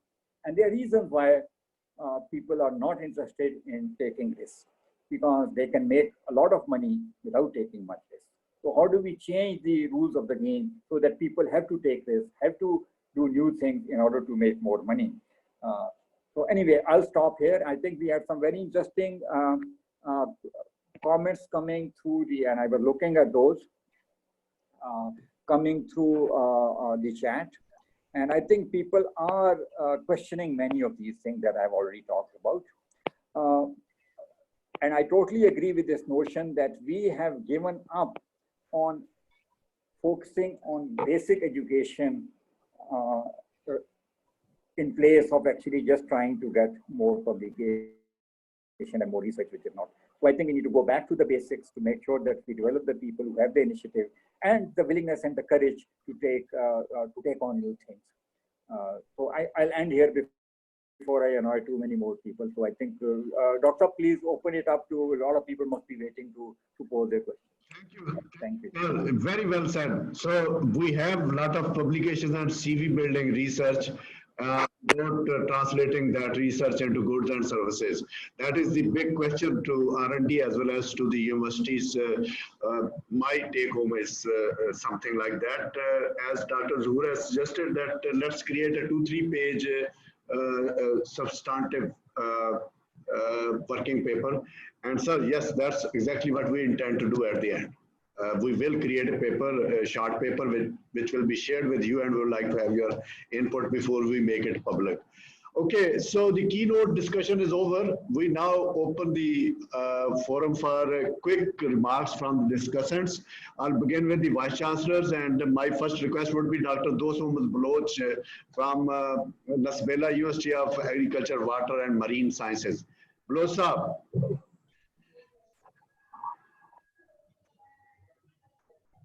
Dr. Baloch, please unmute yourself and Dr. Baloch.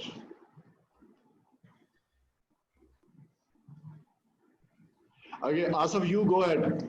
Yeah, thank you very much, sir. I really appreciate you are always leading the things from the front, and this has been a very good forum.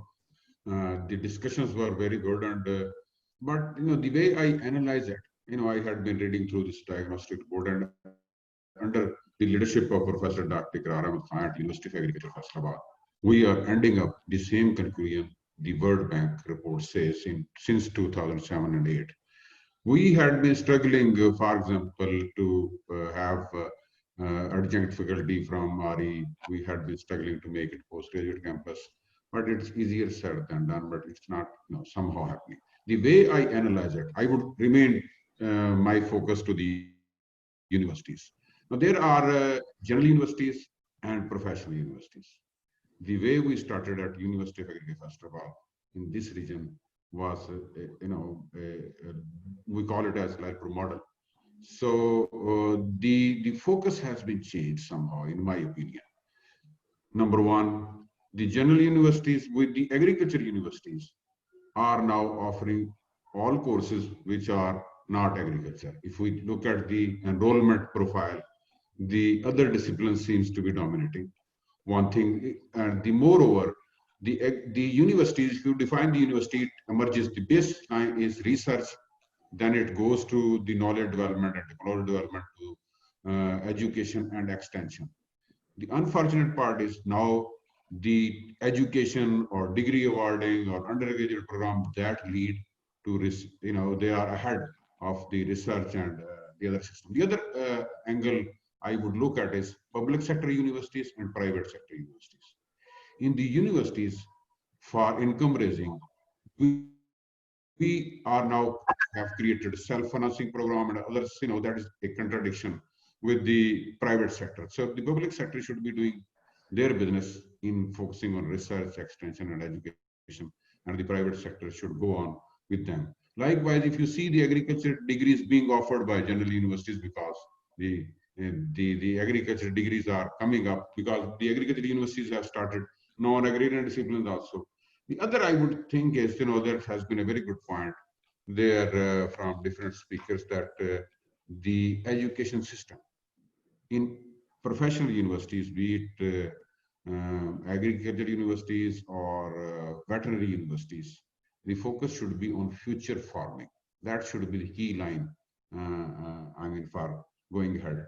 The other thing is industrial research, because, they were focused, we could not build that ecosystem where the industry is linked with the professional universities and they could do their research as per the need of the industry. There is a potential, things are happening slowly, but there is a huge potential that our postgraduate students, they should be challenged to go with the industry, find their research questions, find their problems, solve their problems at their place and get their degrees. So in my opinion, this is the shortest possible contribution I could make. Thank you, sir. Thank you. Ji Baloch Sahab, are you in? Baloch, Doswan Baloch Sahab. Please unmute yourself. Baloch Sahab nahi aa rahe. Okay, let's move on. Sajjad. Assalamu alaikum, sir. Let's see. Can you hear me? Yes, you are audible. Please go ahead. Yeah, I had very high hopes really from this report. While I was reading, I thought, livestock has been superficially touched. There are many mistakes in the report, unfortunately, because this document has to stay, and the students are going to bug us that why nobody was there to correct these. We were not involved, but I thought, somebody should have been there. The breeds names are wrong, their descriptions are wrong. Even the structural reforms they have suggested, they have left out breeding and genetics. So if the engine is not there, how the train is going to move? They are suggesting that DG Livestock Research should have a Director Livestock Research and Director Livestock Vaccine, and Director Livestock Research should have just a disease, market, and nutrition. So where is genetics and breeding? So I don't know if it's a mistake or if they are promoting that this should happen. FARB's role, I know, is very important, but for livestock, I analyzed 150 projects they have so far sponsored. Only 15% of the funding has gone to livestock, including fisheries and poultry. I expected that there was something on dairy value chain also. Dairy is a big sector, apart from poultry sector. They have touched poultry, but dairy sector is almost, nothing there. They have pointed out that probably, and I'll read, the bureaucratic separation of efforts in crops and livestock is a major hurdle for addressing some of the big challenges in livestock. But what have they suggested? I had, other than the Fodder Research Institute, that its role should be, changed.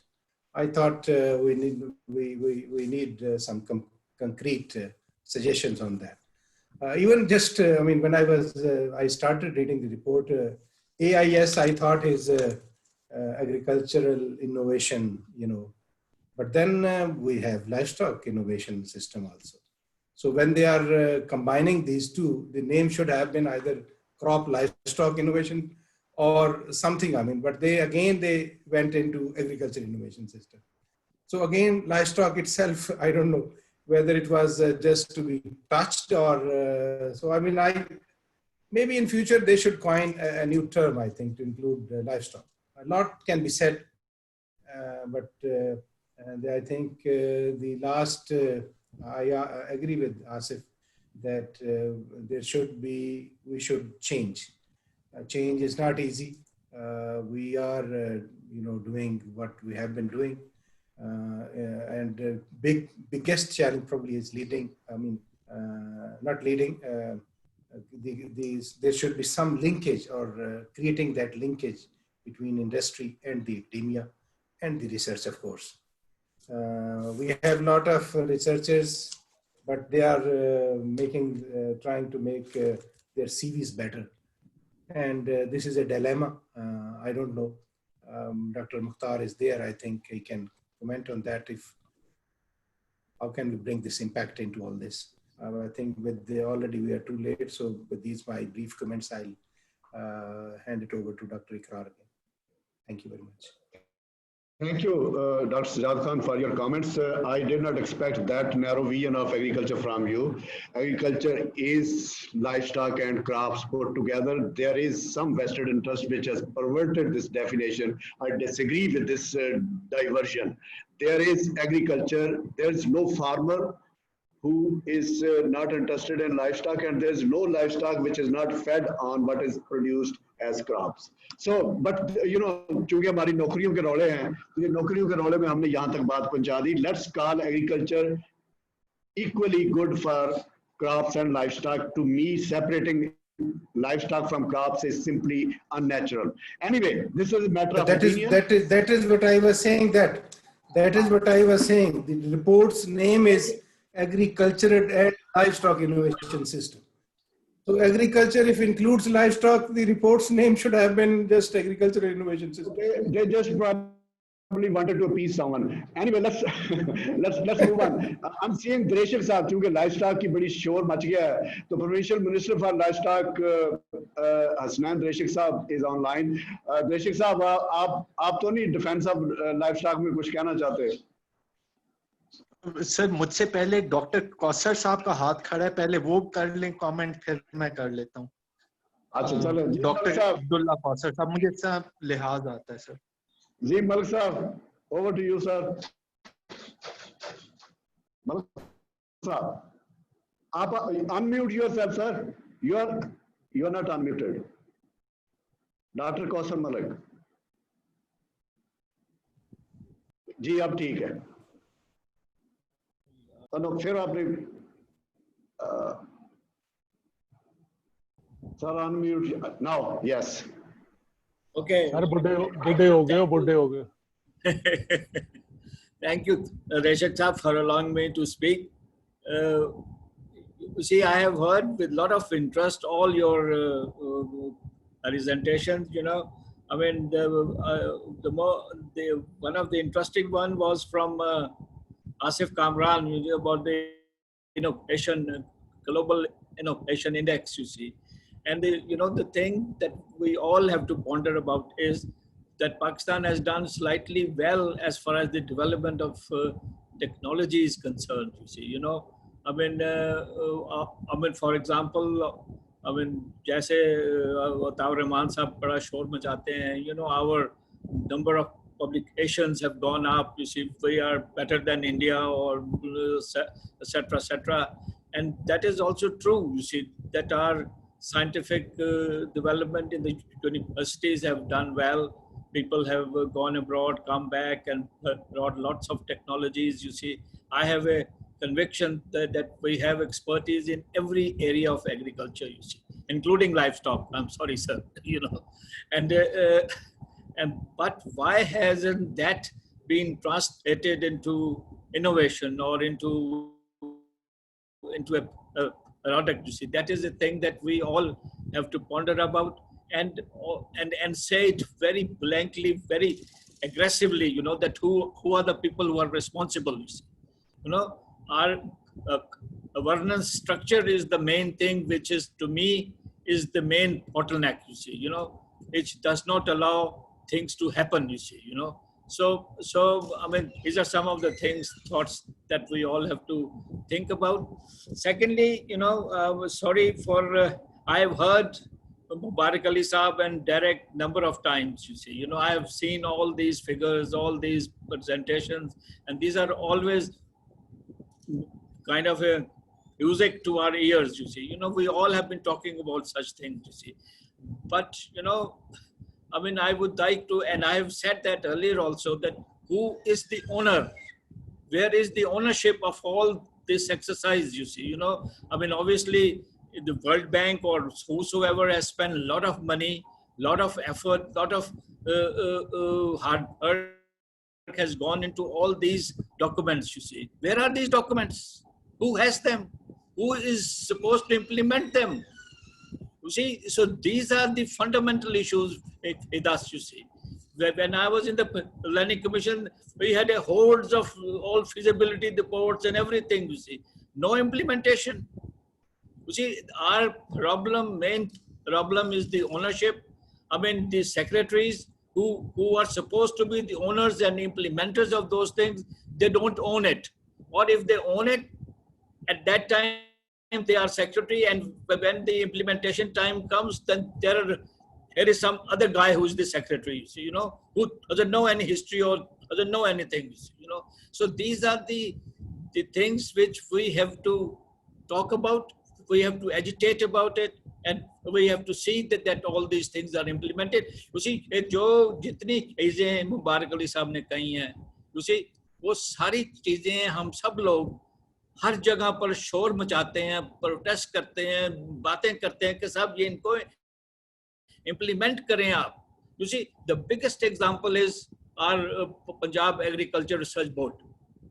We, all of us, and I think Ikrar also, probably he's not that old, you know, we have been involved in actually making that body, autonomous body. And I have been saying it all along that this is a success story of Punjab. You see, but then the bureaucracy saw to it that it has to be dismantled. And for the last 2-3 years, there is no chief executive. I mean, all that good work, which I'm sure Mubarak Ali has thought to do, the development of part, that has gone all to the dogs, you see. There is no chairman, there is no chief executive, no members, nothing. You see, so, I mean, for God's sake, somebody has to come up. We only have one representative of the political establishment, that is Reshek Saab. उनको ही हम कह सकते हैं कि साहब कुछ समझाएं. उसी अब तो नए वजीर साहब भी आपके साथ ही आए हैं. He is supposed to be much well informed, or you know, he has been working with us in the Agriculture Commission as well. You know, so they should see to it. They should have some guts, you see, to tell the secretary, you damn it, you do it. उसी ये आप अगर ये सेक्रेटरियों के पीछे लगे रहेंगे तो खुदा की कसम आप कुछ नहीं कर पाएंगे.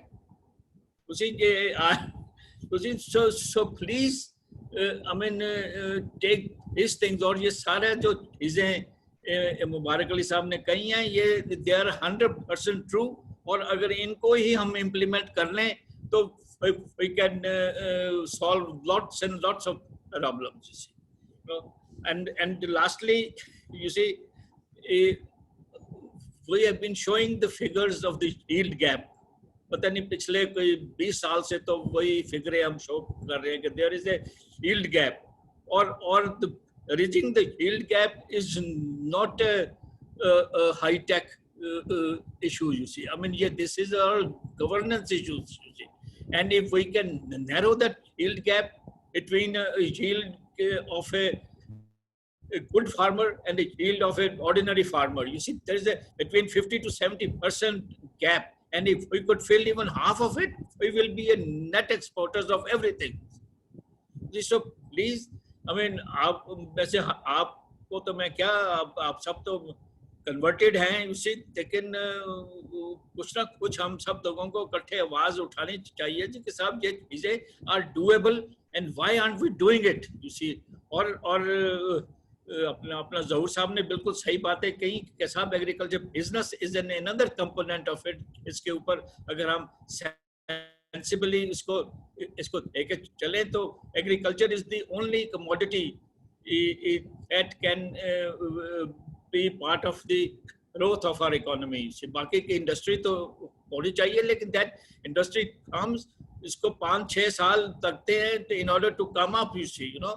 तो एग्रीकल्चर तो हर साल आपको, अगर आप थोड़ी सी मेहनत करें, ऑर्गेनाइजेशन हमारी अच्छी हो, we can do everything in a short time. See, so for the time being, I'm sorry if I have been able to be more aggressive, but all of you have to be aggressive now, you see. Thank you. Thank you, sir.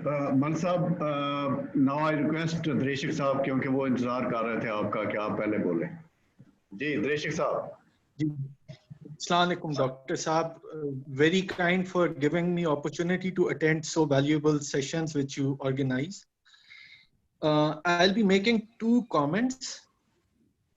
One, I'm taking opportunity because there are a few vice chancellors from prestigious universities who are sitting here. We have been talking about the challenged or compromised research system of the country in Punjab and different institutions.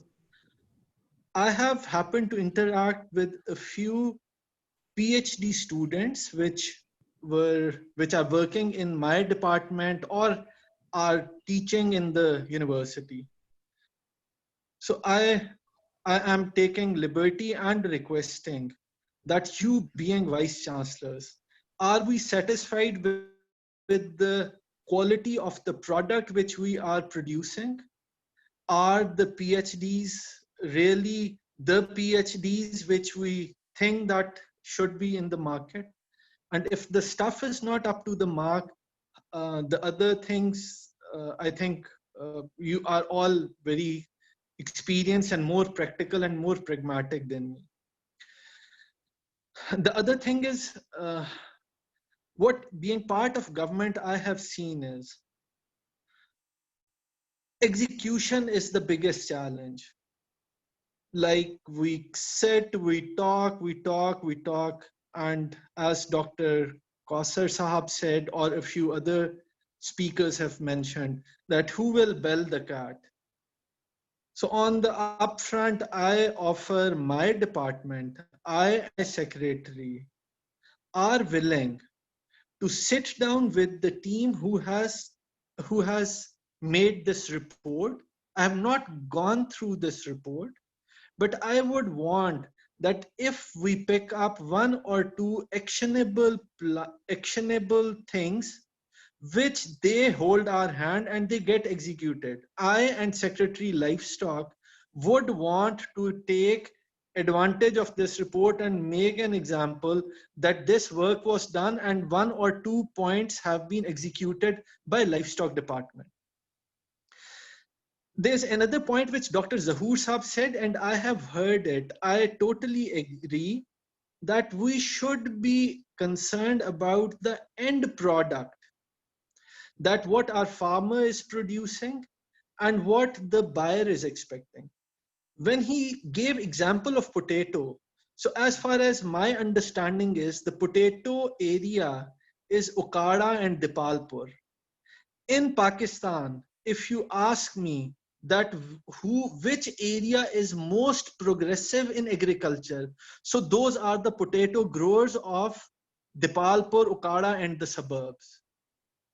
If they are not, they do not know what produce what produce the buyer is expecting or which are the proper markets. So all other things are in a pretty bad shape, according to the comment of Dr. Zahoor Saab. Value chain, I agree that we should teach our farmer and everything. Do I have the capacity to make a value chain? Does my administrative secretary has the capacity to make a value chain? Does my team of doctors who are basically vets, do they know what is meant by value chain?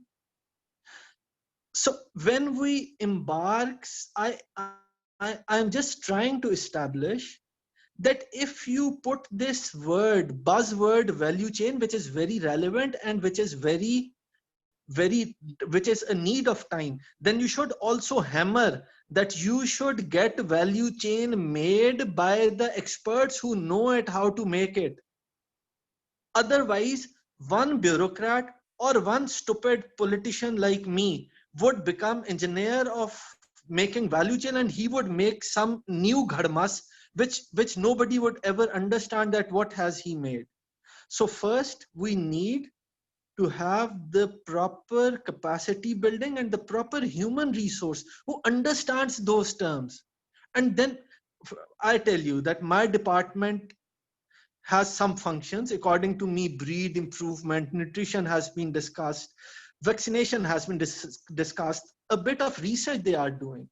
So if we ask them that you should now start working on value chain, so I think that I would definitely love to ask my team that you should work on value chain, but I would want to discuss that with the person who has a context of value chain, who understands what that is. A vet who has been vaccinating throughout his life, if I ask him, he would just say, yes, sir, I'm ready to do, but I don't think he would be giving the desired results the way Dr. Zahoor Saab has flagged. I'm very grateful to you for giving me opportunity to listen to all this and give a few brief comments of mine. Thank you so much, sir. Well, next Friday we have a dedicated session on livestock nutrition and fodders, and I hope that you will be able to give us your time for that event, because purely dedicated to your segment. Okay, we have one more participant who wishes to say something. Dr. Saeed Ahmed Kasrani. Ji Kasrani साहब. जी अस्सलाम वालेकुम doctor साहब. जी welcome. Sir आपसे एक सवाल करना है और दरीशक साहब से एक रिक्वेस्ट करनी है. मेरा आपसे सवाल ये है सर कि we focus on value chain development. Why not value chain addition in livestock and horticulture sector? ये तो मेरा आपसे एक सवाल हो गया सर. दूसरा मैं आपको कांग्रेट्स भी पेश करता हूं सर जो आपकी पाकिस्तान लेवल पे एफर्ट्स हैं. दरीशक साहब से मेरी एक रिक्वेस्ट ये है. दरीशक साहब, when I was doing my PhD research in Australia, professor Richard, he is plant breeder, उन्होंने मुझे एक बात की, कहते हैं कि सईद अगर पाकिस्तान की पॉलिसी या पाकिस्तान के एग्रीकल्चर को चेंज करना है तो प्रोफेसर लाइक डॉक्टर इकरार अहमद खान, इनको आप एक्सपर्टीज दें जो पॉलिसीज बनाए. तो सर मेरी आपसे ये रिक्वेस्ट है, जो अभी आपका सेशन मैंने सुना आप रिक्वेस्ट कर रहे हैं, तो सर ये इतने बड़े एक्सपर्ट बैठे हैं, why not we should take consent of these experts sir. अगर ये एक्सपर्ट आ जाएं, हमारी खुशकिस्मती है, पाकिस्तान चेंज हो जाएगा, totally change in agriculture development में sir. So thank you very much sir. Thank you Kaisrani साहब. ये हम इसीलिए डिबेट करते हैं कि हम कोई मशवरा दे सके, और I am sure it's being heard. Minister साहब कंसिस्टेंटली पार्टिसिपेट करते हैं. He has been very kind and he shares his time and efforts with us. Okay, I think we have already overshot by almost 25 minutes. We have a very precious remaining panel with us. I will request Dr. Mukhtar Ahmed to address the questions raised about CV building research and the lack of performance on the part of universities in terms of being innovative. Innovation has not taken place. We have created a space for ourselves. Thank you, Dr. Sir. Bismillahirrahmanirrahim. Sir, Derek made a comment which you might have noticed. उसने कहा कि UAF का जो profile है scientific, वो लुधियाना से कहीं बेहतर है, लेकिन लुधियाना नंबर्स में हाँ, तो वो लुधियाना जो है वो एक हाउस होल्ड नेम है, UAF नहीं है, जो मैं खुद फील करता हूँ. तो ये comment I think exactly sir. I will also make comments about those observations and few other observations. I read this book, this report from the World Bank, Mubarak and Saab and other person. They did pretty good as far as the scanning of the environment is concerned. what is happening in Punjab province as far as the agriculture is concerned. But I believe that, other than those observations from Dr. Sajjad Sahab, that there are certain type of mistakes, so they should correct it. But where is the innovation, agriculture innovation system which they are proposing in future? Because I personally believe that in 60s to from 60s to 1990, I think we did pretty good in agriculture. That is why we are still even so many other constraints like mafiaism and other things. Pakistan is alhamdulillah food sufficient, and the different kind of fruits, different kind of vegetables now grown in Pakistan. Of course, agriculture universities and research council and those people did some good job, but again, after some time, I think they are gone into their own cocoons. And the basic mistake we made in our agriculture system is that we have divided them into three components: education, research, and extension. And that is the biggest issue. Mashallah, we both are from the UC system, and you have seen their system that within one university, they always appoint a person depending on these are priority, that how much research you will do, how much extension you will do, how much teaching you do. Here we in Pakistan, we all go in a different direction without coordinating with each other. I agree with the former vice chancellor of the LUMS, that Zahoor Saab, that who is the owner of whole this agriculture concept we are discussing. And by the way, I personally feel that because I have seen a report shared by Dr. Khalid with me, that we have only 15 years, I think, in Pakistan, and 20-year max, that we can play with the same existing system or whatever we are talking today, that how we can kind of exploit our resources, how can we train our resources, how can we have the conventional agriculture system. Things are going to change, everybody know it. That now you are going to have, you don't need, there is no boundaries now. You can get your food, the supplementary food online from any country. And now the major research is going in innovation, industrial food industry, this industrial meat, industrial other food requirement, which they will be providing very efficiently and cheaper as compared to the conventional system of farming and growing cows and sheep and these type of things. So we are not doing anything here in Pakistan. I think the time has come that each person, especially academia, research, and especially the policymaker. I agree with, they were discussing about the policymakers, and when they were saying that our bureaucracy, that is why I always say it is not bureaucracy, it is bureaucracy. Because, you know, they make decision about the country future without realizing that this is not their field. They should consult with the expert like you and other people, and they should make policies depending on the ground reality. Then that is why we can make the difference.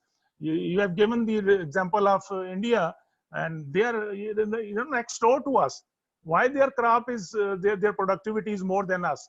Why they are more the wheat production is more than double than our farmers they are doing in Pakistan. So we have to understand this thing. Now let's come back to the question that was given to me, that what are universities doing? And you, Dr. Ikrar, you know that Nazli HEC gave the slogan to our academia that publish and cherish, you know, and especially the impact factor buzzword, which was not, I think, right thing. And you remember when I took over as chairman from executive director, then I started talking about, let's have from impact factor to impact, that what is the impact of your research? Who care if somebody has 1,000 or 400 or 800 impact factor unless he has given something to society? I think that is the basic point we should focus. Of course, when you're publishing and you're publishing in good journal, you will also get impact factor. But our focus should not be impact factor, but impact, especially professional institution like agriculture or medicine or engineering. We should focus on impact, that how our research is going to help a common person or humanity. Similarly, this other thing that we don't have the continuity. You know, once one person change, the whole policy change. We have to start understanding the building block mechanism, and we need to change this. We have to go for structure reform in our agriculture system. We have to go for the continuity of the system. We need to give target to each university, that every university should not do everything. You should, let's see, Agriculture University Faisalabad, you should pick 5, 6, 7 themes that we have to focus on it, and every researcher is going to do the research as a building block so that they should reach somewhere, rather than making their CV thicker, rather than having the numbers game. So that is why we are not getting any result. And the most important thing, we are very bad as far as the team is concerned. We individually, we are excellent. But as far as the team is concerned, you remember Dr. Skora used to say, I have seen you Pakistani, you are wonderful people. Have you seen your individual excellent researcher? But when there are 2 Pakistani together, something is wrong. And when there are 3 together, definitely failure. So that we have to come out of this impression and this kind of mindset that we have to work like a team. In Pakistan, unfortunately, even 2 agriculture universities don't talk with each other. And forget about a research institution. If individual level at like Dr. Kirar is vice chancellor and you have your friend in some research institution, then you can work together. But once you leave, see what happened to Faisalabad University. Look what is happening in Arid Agriculture University. Look what is happening in Peshawar Agriculture University. And same thing is true in our NARC type of thing. I always bluntly say that as NARC has become the graveyard of scientists basically. It used to be the leader in the research, but they are just doing for publications. They are just doing for project, how much money I brought, how much thing I have done, but does it has any impact on society? Does it has any impact on our production? Does it have any, are we solving any issue of our society? No. So these are the issues I think we need to settle, and the policymaker needs to settle, the government needs to settle. Unfortunately, from bottom to top, whenever there is any change, new person will come, he will say, no, I will start from beginning. तो वो जिसे कहते हैं ना, हम पंबड़ पूसे में डाल के ही वक्त गुजार देते हैं. Building blocks पे काम करना भी कभी सीखा नहीं हमने. So I think time has come. Either we will survive or we will finish. इस तरह नहीं हो सकता कि ऐसे चलता रहे सारा कुछ. और हमारे पास यही 10-15 साल विंडो है. If we can exploit it, if we can build it, we need to have short-term and long-term both strategies simultaneously. But bottom line is, you need to have some owners.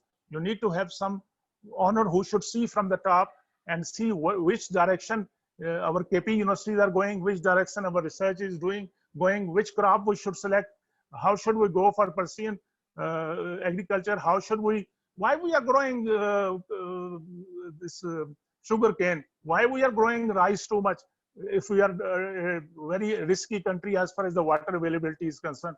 These are vested interested people who are working for their own interest. Nobody is thinking about country or future. So I personally believe that we people like us now who are almost retired now, everybody. So not retired practically like Dr. Malik is working, everybody is working. We need to have a pressure group. We need to have an expert group together who are retired, but they should be writing the white paper and giving to government, giving to policymaker, giving to our parliaments, parliamentarian and ministers, and of course everybody, that they should focus on these things. And the direction of agriculture should be in this way. Thank you very much, Dr. Ikrar, for giving me this opportunity. I think we are now at a point that I request General Khalid Makul Sahab to close the session by giving his word of wisdom. My apologies, General Sahab, we have run out of time. We ran almost 30 minutes more than what we were expected, but thankful to you for your patience, sir. General Khalid Makul. जी शुक्रिया doctor इकरार. मैं उर्दू में बात कर सकता हूँ? जी पहली बात तो यह है कि इस वक्त हर आदमी को यह एहसास है कि पाकिस्तान की जो तरक्की का रास्ता है उसकी सीढ़ी ज़राअत है. हम चंद दिनों में ना एप्पल ना कोई और यूट्यूब जैसी कंपनी बना सकते हैं. हम अपनी ज़राअत को बेहतर करके ही वो पैदावार बढ़ाएंगे जिससे हमारी सनत आगे चलेगी. और दूसरी बात यह है कि बहुत लोगों ने ईस्टर्न पंजाब की बात की. वर्ल्ड बैंक और इंडिया की अपनी रिपोर्ट्स हैं कि ईस्ट पंजाब की जो ज़राअत और सोशियोलॉजी है उन्होंने अपनी गलत पॉलिसियों की वजह से उसको तबाही के दहाने तक पहुंचा दिया है। और इस वक्त पंजाब जो है वो मंशियात के इस्तेमाल का और ख़ुदकशियों का मरकज़ है। और इस लिहाज से पाकिस्तान में आज भी मैं अपनी सब्ज़ी गोश्त मंडी और रेडियो से ख़ुद ख़रीदता हूँ। तो अल्हम्दुलिल्लाह बावजूद तमाम कमज़ोरियों के इस वक्त हम बेशतर चीज़ों में खुद कफ़ील हैं। और ये एक हमारे सिस्टम की एक मजबूती है। और अच्छी बात उसमें ये हो रही है कि हुकूमत का जो हाल ही का ये फैसला है कि CPEC का एक बहुत बड़ा प्रोजेक्ट जो है वो चाइनीज़ के साथ मिलकर हमारी ज़राअत की तरक्की के लिए इस्तेमाल होगा। हमें उम्मीद करनी चाहिए कि उससे कुछ बेहतरी आएगी। असल मैं जो बात सिर्फ ये बात इख्तितामी तौर पर ये कहना चाहता हूँ कि जब हम ज़राअत का जिक्र करते हैं तो हमें फसलों से बढ़कर आगे देखना चाहिए। मेरे नज़दीक ज़राअत को हमें देही सिविलाइजेशन का नाम देखना चाहिए कि हमारी जो देही आबादी है उसका गवर्नेंस सिस्टम क्या है, उसका माशरती निज़ाम क्या है, वहाँ पे स्कूलों का निज़ाम क्या है, वहाँ पे अस्पतालों का निज़ाम क्या है, वहाँ पे लोगों के लिए इंसाफ का निज़ाम क्या है। ये अगर तमाम नहीं होंगे और हमारी पैदावार बेहतर हो गई तो उस औरत बेचारी का क्या कसूर है जिसको उसकी अपनी शाम के वक्त उसकी इज्जत महफूज नहीं होगी।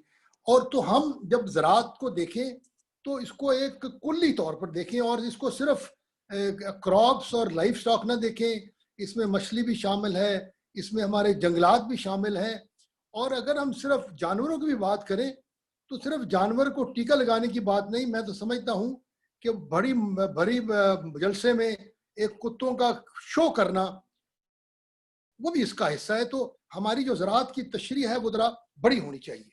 दूसरी बात जो मैं आखिरी बात करना चाहता हूँ कि हम सब बात करते हैं कि एक ट्रैक्टर में GPS लगा होगा, ऊपर से ड्रोन आएगा, वो बताएगा यहाँ पे कौन सा न्यूट्रेंट इस्तेमाल होगा, वहीं से वो जिम्मेदार अपनी उसकी पैदावार है उसको शिकागो में बुक कर देगा। हम उस स्टेज पे अभी नहीं हैं। हमें छोटे छोटे स्टेप लेने चाहिए और उस छोटे स्टेप में मेरे ख्याल में जो सबसे बड़ी बात है हमें अपनी यील्ड और ब्रीड को बेहतर करना है। इसके बगैर हम आगे नहीं चल सकते।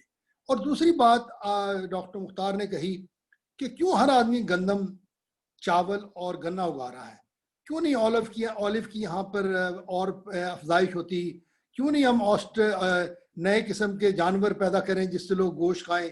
तो हमें एक ये जो चंद चीज़ों में बंधे हुए हैं इससे अलग होना पड़ेगा। अगली बात ये कि जो हमारा पूरा मार्केटिंग का निज़ाम है ये आड़तियों के और कब्जा ग्रुप के हाथ में है। अब बेचारा जो जिम्मेदार है वो उसकी जो फसल है जो आम चलता है शुजाबाद से उसको 20 रुपए किलो से ज़्यादा नहीं मिलता। हमें पूरे ये अपनी मार्केटिंग सिस्टम को बेहतर करना पड़ेगा ताकि जिम्मेदार को पता हो कि अगर वो ज़्यादा उगाएगा तो उसको ज़्यादा पैसे मिलेंगे। और उससे अगली बात यह है कि जो हमने सनत के साथ इसको जोड़ना है वो एक मुश्किल काम है।